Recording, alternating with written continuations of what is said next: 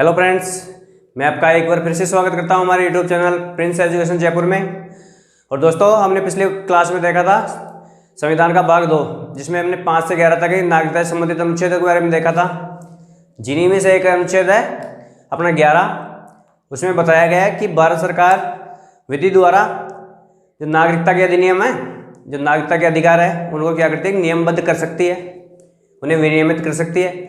तो इसी के तहत अपना एक अधिनियम बना, जिसे हम नागरिकता अधिनियम 1955 के नाम से जानते हैं।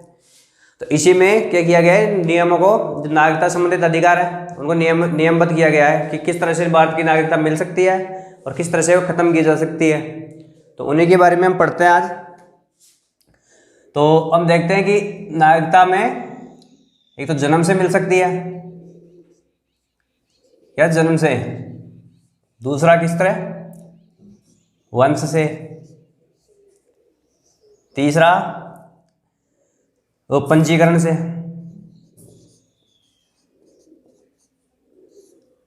और चौथा कौन सा प्रकार है, देशीयकरण से, कि देशीयकरण से मिल सकती है। और पांचवा कि किसी भूभाग को भारत में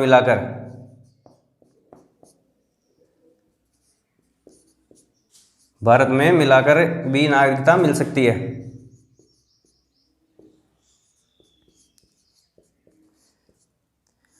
तो हमारे नागरिकता अधिनियम 1955 में ये कुछ बातें हैं कि इस तरह से भारत की नागरिकता अर्जित की जा सकती है। किस तरह से, जन्म से। ये कुछ 5 तरीके हमने अर्जित करने के, क्या करने के, नागरिकता अर्जित करने के 5 तरीके हैं। तो इस तरह से भारत की नागरिकता अर्जित की जा सकती है, जिनमें जन्म से कि बाय बर्थ भी हमें नागरिकता मिल सकती है। जैसे हम पैदा हुए भारत में ही, तो हम स्वतः ही भारत के नागरिक हो जाएंगे। और वंश से, तो दोस्तों वंश का मतलब होता है, जन्म का मतलब कि हम भारत में ही पैदा हुए, तो मतलब भारतीय, हम सीधे ही भारतीय। और दूसरी वंश से, वंश का मतलब है कि हमारे जो माता पिता हैं वो कहीं अमेरिका वगैरह घूमने गए और वहीं पे हमारा जन्म होता है।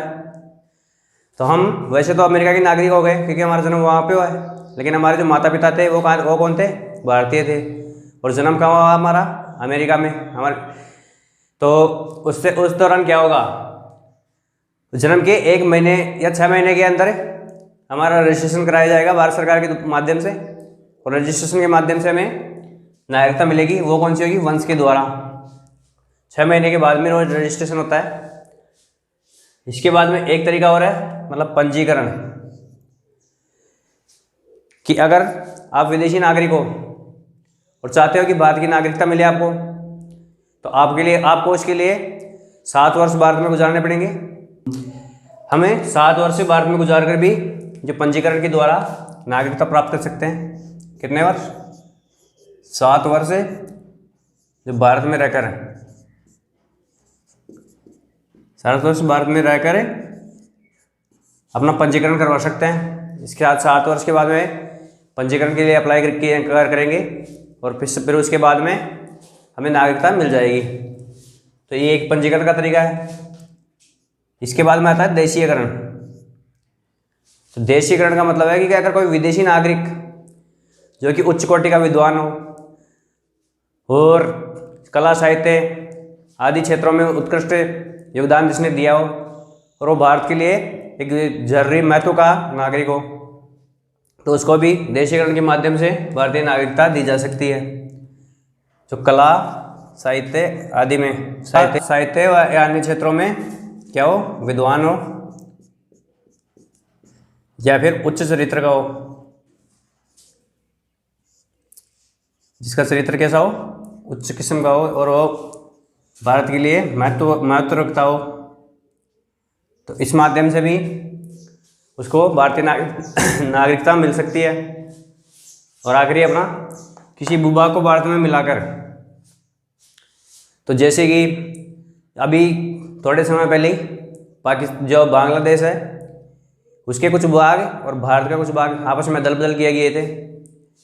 तो उसमें से क्या होता है, जो उसके उस भूभाग के जो नागरिक थे, जो बांग्लादेश से भूभाग भारत में आया, उसके नागरिक कौन कहलाए? भारत के नागरिक। और इसी तरह से सिक्किम या अन्य राज्य जिनको भारत में मिलाया गया, तो वहाँ के नागरिक स्वतः ही क्या हो गए? भारत के नागरिक हो गए। तो इस तरह से ये 5 प्रकार थे नागरिकता अर्जित करने के।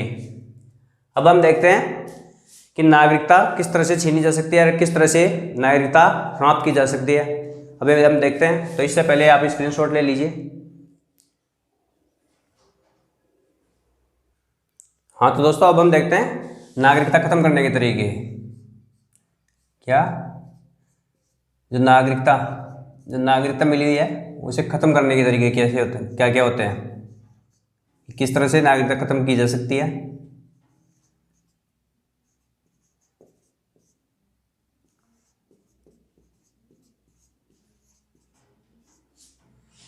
तो नागरिकता को खत्म किया जा सकता है 3 तरीकों से।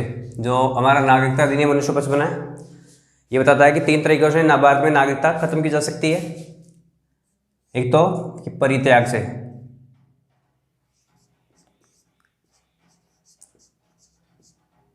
परित्याग। दूसरा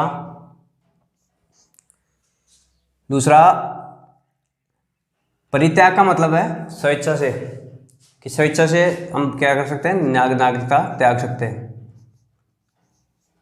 हम किसी दूसरे देश की नागरिकता लेना है मन को, या फिर नहीं भी लेना है, तो भी हम क्या कर सकते हैं? इसे त्याग सकते हैं।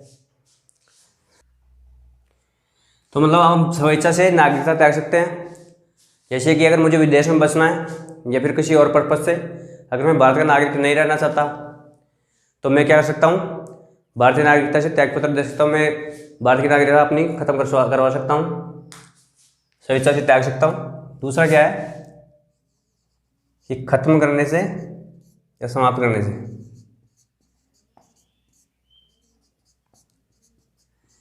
समाप्त से करने से,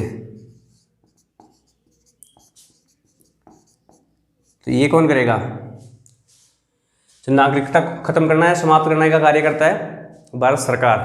ये भारत सरकार के अंडर में आता है, और एक केंद्र सरकार कर सकती है, ये राज्य सरकारों का कार्य नहीं है। क्योंकि नागरिकता एक केंद्रीय विषय है कि भारत में एकल नागरिकता का कॉन्सेप्ट लिया गया है। अमेरिका में 2 नागरिकता मिलती है, एक तो राज्य की और एक केंद्र की। तो अलग अलग नागरिकता का कॉन्सेप्ट हमारे यहाँ पे नहीं है, तो इसलिए समाप्त करने का अधिकार भी किसको है? केंद्र सरकार को। तो वो कर सकती है। अपनी जो संसद है, संसद द्वारा इसको क्या किया जा सकता है? समाप्त किया जा सकता है। उसकी नज़र में यहाँ पे सही नहीं हो। और तीसरा प्रकार है वंचित करने से।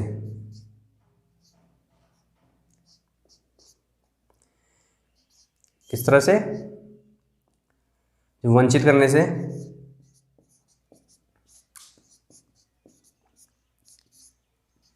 वंचित किस तरह से किया जाएगा आपको? अगर आप विदेशी नागरिक हो और भारत की नागरिकता लेना चाहते हो, तो उस दौरान क्या होगा कि या तो आपने फर्जी कागजात दिए हो, फर्जी कागजात या फर्जी डॉक्यूमेंट्स जो भी होते हैं आपके, वो आपने फर्जी पेश किए हों। तो एक तो ये तरीका है कि अगर आपके डॉक्यूमेंट्स फर्जी पाए जाते हैं, तो भी आपकी नागरिकता क्या की जाएगी? समाप्त कर दी जाएगी। भारत सरकार आपको नागरिकता नहीं देगी। और दूसरा तरीका है कि 2 वर्ष की आपको जेल हो जाए।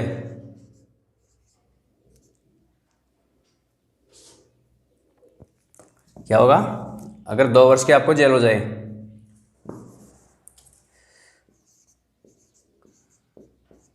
दो वर्ष की क्या हो जाए?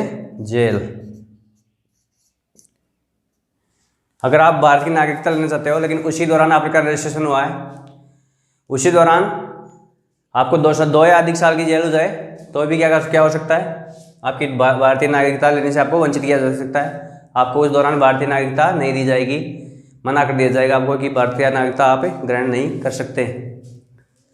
तो अब हम देखते हैं कि नागरिकता अधिनियम 1955 में कब कब संशोधन हुए, तो ये आपको याद करने पड़ेंगे। अब हम देखते हैं इसमें संशोधन क्या हुआ? संशोधन कब कब हुए?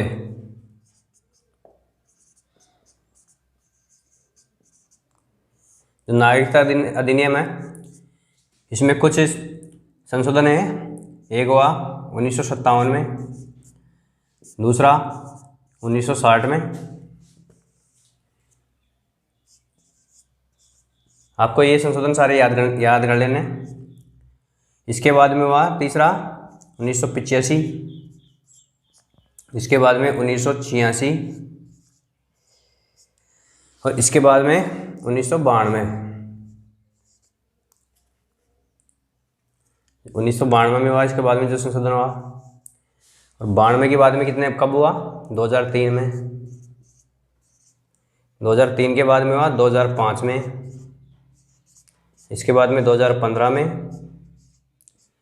और 2015 के बाद में 2016 और जो अंतिम हुआ वो हुआ 2019 में। तो इस तरह से जो नागरिकता अधिनियम है उसमें संशोधन किए गए। तो ये संशोधन आपको याद कर लेना है। तो एक बार इसका स्क्रीनशॉट ले लीजिए, फिर हम आगे देखते हैं NRI, OCI और PIO। हाँ तो दोस्तों अब हम देखते हैं कुछ श्रेणियाँ, जैसे कि NRI, OCI और PIO ये क्या होती है और इनके द्वारा किस तरह से नागरिकता दी जाती है ये हम देखते हैं। पहली श्रेणी कौन सी है? NRI, non residents of Indian. दूसरी कौन सी है? अपना OCI। तीसरी कौन सी है? PIO। जो PIO, ये तीन श्रेणियां इनके द्वारा नागरिकता दी जाती थी। जो NRI कौन होते हैं?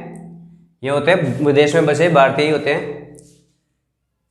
ये विदेश में बसे भारतीय ही होते हैं, non resident Indian.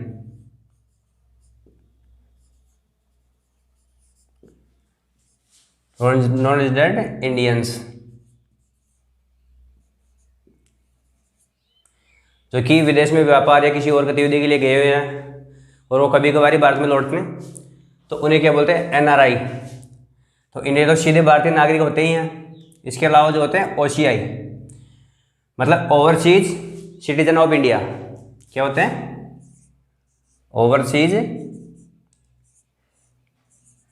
Overseas citizen of India.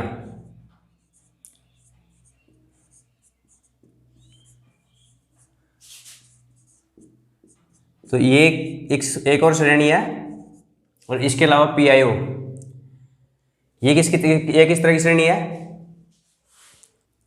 और इसके अलावा जो PIO है वो क्या है? Person of Indian origin, of Indian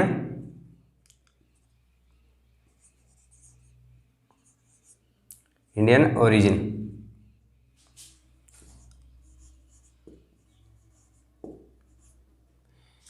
तो इस तरह से तीन श्रेणियों में बांटा गया इनको।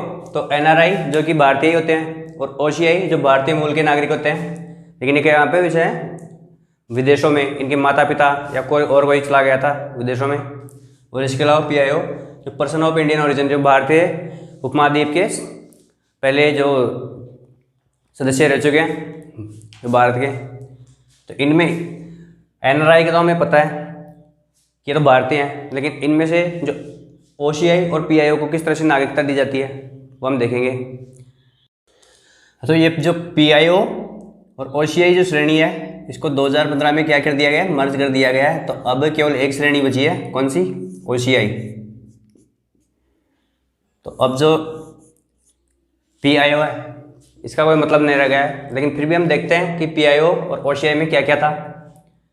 तो PIO इसी को हम ले लेते हैं। तो इसमें था कि इनको 15 वर्ष के लिए वीज़ा जारी किया जाता। 15 वर्ष के लिए वीज़ा जारी किया जाता है इनको।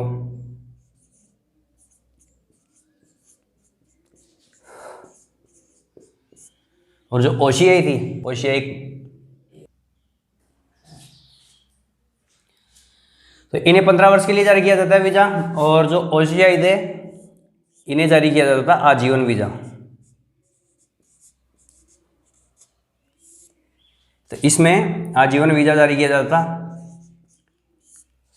और जो PIO है इसमें जो बांग्लादेश, कौन कौन, बांग्ला, पाकिस्तान, चीन, नेपाल, भूटान और इसके अलावा जो अफगानिस्तान,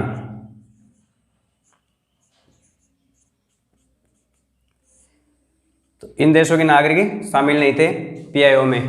मतलब इन देशों को पर्सन ऑफ इंडियन ओरिजिन नहीं माना जाता था। और इसके अलावा जो OCI है इसमें थे, इसमें केवल पाकिस्तान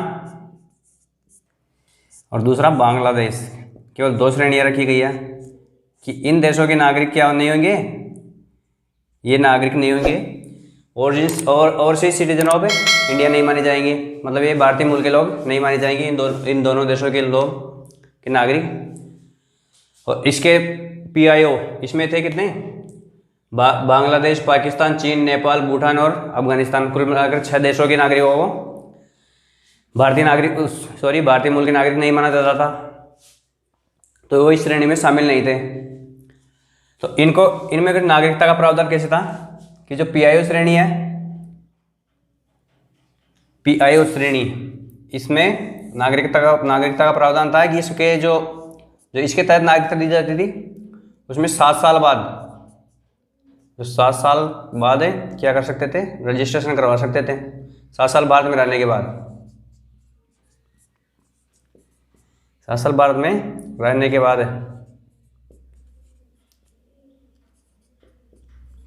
क्या होता था, रजिस्ट्रेशन। और जो OCI श्रेणी थी इसमें कितना था, इसमें थोड़ी छूट दी गई थी। तो इसके लिए कितना से किया गया था, इसके लिए किया गया था 5 साल।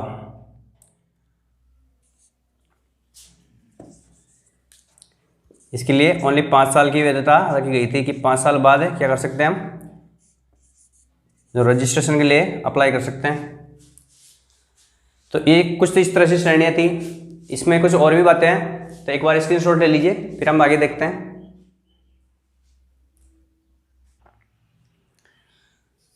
जो अपनी श्रेणी थी OCI और दूसरी कौन सी थी, PIO। तो इनमें ये 1955 के एक्ट के तहत होता था। इन पे 1955 का एक्ट लागू होता है और इस पर ये अधिनियमित होते हैं 1935 के एक्ट के तहत। और इनको दोनों को ही क्या था, मताधिकार की व्यवस्था नहीं थी कि मताधिकार नहीं कर सकते भारत में।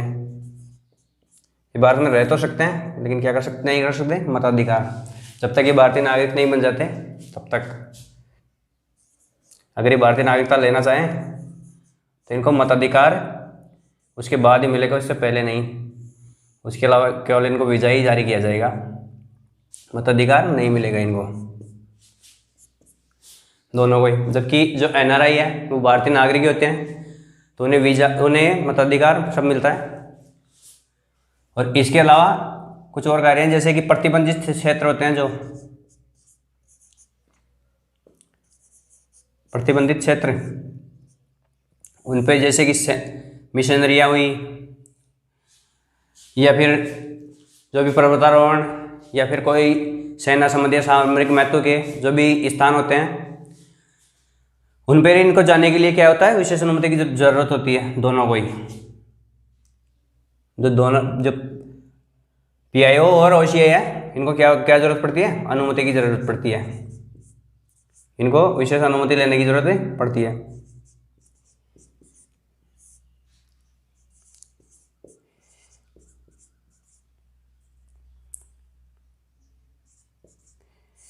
तो ये कुछ बातें थी। और इनके अलावा 2015 में क्या कर दिया गया है, दोनों को मिलाकर जो दोनों थी उनके और OCI और PIO इनको मिलाकर क्या कर दिया गया, मर्ज कर दिया गया 2015 में। 2015 में मर्ज करके केवल एक श्रेणी रह गई, वो कौन सी रह गई अपनी, ये रह गई अपनी केवल OCI।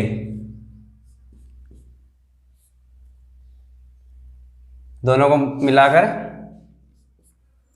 केवल OCI श्रेणी रखी गई है। तो इसके बारे में हम कुछ मुख्य बातें जो हमने देखी भारतीय नागरिकता अधिनियम 1955 के बारे में। तो दोस्तों अब हम मिलेंगे मूल अधिकार लेकर अगली क्लास में। तो तब तक के लिए वीडियो को लाइक शेयर एंड सब्सक्राइब जरूर करना और अपना कमेंट जरूर करना, ताकि हमें पता लगता रहे कि वीडियो हम कैसा पढ़ा रहे हैं और वीडियो में क्या सुधार करने की और ज़रूरत है। तब तक के लिए थैंक यू वेरी मच।